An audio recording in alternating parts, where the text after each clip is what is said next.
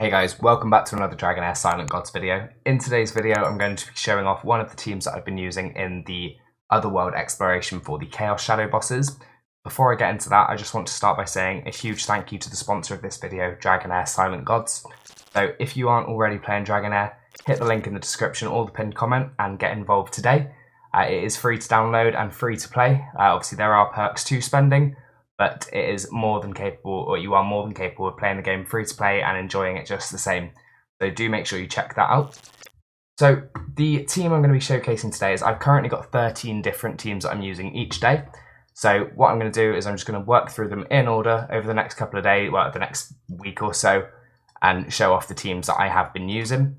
So if we go over here, first of all, we'll start with one of the necrotic teams I've been using when it loads. So here we go, the Chaos Shadows. So the boss we're facing here is Shai Naktan. Sorry, that's just another team I was playing with.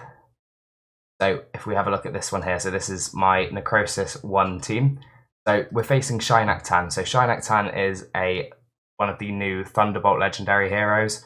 So he's going to be placing electrocute debuffs on your team, dealing derivative lightning damage to a member and up to 4 additional targets. His battle skill deals damage to 2 random enemies with a chance of inflicting electrocuted, and his ultimate skill here, as you can see, hits 4 rows in front of him, giving himself attack up and obviously inflicting more electrocute debuffs as well. So the way I've got this positioned here, as you can see, my tank is here, and there is 1, 2, 3, 4 rows in between, so nobody in the back row is going to be taking damage from the ultimate skill, it will just be the tank. So the rest of the team I'm using here, I've got Horus as my tank. He is built with accuracy and resistance to try and mitigate some of the debuffs he's taking. As well as that, he is using the Ancestor's Candle to try and get his battle skill more frequently for the attack penalty. Aside from that, he's just built with a nice amount of HP and some defense too. He's wearing the Ancestral Protection set to reduce the damage that he's taking by 15%, but also helping out with the rest of the team if they do happen to take some damage. My next hero I'm using is Gladros. So Gladros is one of my supports in my team. As you can see here, he is built with the Cyril set. I'm not actually sure why he doesn't place any debuffs at all, so you can ignore that. He is literally just there for the shielding.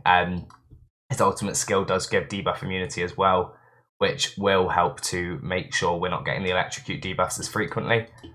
Next up, we've got Thea. So Thea is my kind of core healer in this team for the ranged. Obviously, the tank is still going to not get healed by Thea because of the way she works.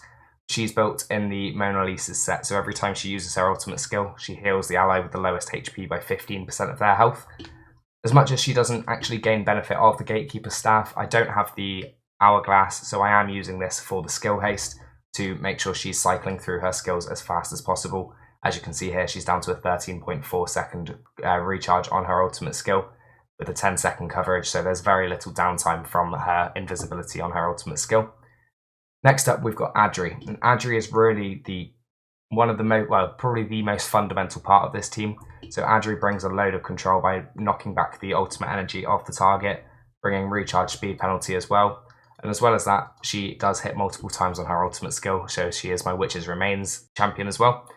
Outside of that, she's built with enough accuracy for this fight, as well as some damage, so she's not quite crit capped, but she does have a good amount of damage in her kit. And last up, we've got Deverick. So Deverick is a hero who I actually hadn't used before these bosses came around this time in Season 2. So on his ultimate skill, he hits up to 3 enemies 3 times, each having a chance to place attack penalty. But outside of that, he does deal a relatively good amount of damage. So as you can see here as well, he's built with a relatively low amount of accuracy, but it is enough to place the attack penalty with all the other buffs you're getting. He's got a good amount of crit rate and a very nice amount of crit damage. He's using the Silver Star Horseshoe just to increase his attack speed every now and then as well, and obviously gain a nice amount of crit damage. So I am also using an accuracy aura in this fight just to make sure I am landing my debuffs. Is some skill timing set, which I'll have a look at now for you. So they are nice and simple. It's just making sure that my Deverick is going just after my Adri for the Witch's Remains. So if you look here, her first cast is 12 seconds. So I've got his first cast coming in at 12.1 seconds or 12.2 seconds to make sure that the defense penalty is up before he uses his ultimate skill. And they're both set to a 20-second interval just to make sure that that always happens. Outside of that, there's no other timings. So what we'll do is we'll jump into the run, and I will be back at the end of the run and we'll talk through the damage. Obviously we are hoping for 22 million for the max rewards in each of these bosses. This team over the last few days has consistently been doing that. So yeah, we'll jump in. I'll jump back at the end of the run. Stay away from me! The power of killing overflows! Try to hurt me! End is now! Stay away from... And there, as you can see, we are coming up towards the end of the fight here at just under 21 million so far. The 2 damage dealers should get one more ultimate out before the end and push it over 22 million. There we go. So it has gone over 22 million, which it has done consistently over the last few days. It's not a perfect team by any stretch, and in fact, I probably am going a bit overkill with the support in this team. I could bring in an extra damage dealer, but a lot of my options were spread across lots of different teams, just making sure I get that 22 million damage. But if we have a little look through the numbers here, so as you can see, Gladros did very little in terms of healing. Obviously shields do count here as well, but my Thea does do a good chunk of healing, but the damage is very nicely split between my Deverick and my Adri. As I say, Adri is really the carry of this team. She makes everything possible realistically between her and Thea, and obviously Horus as the tank as well does take the brunt of the damage. So that is all for this team, guys. Obviously, I will be posting more alternatives throughout the next few days, so do keep an eye out.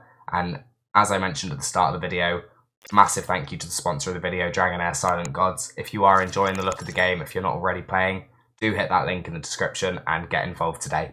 Other than that, I'll see you in the next video.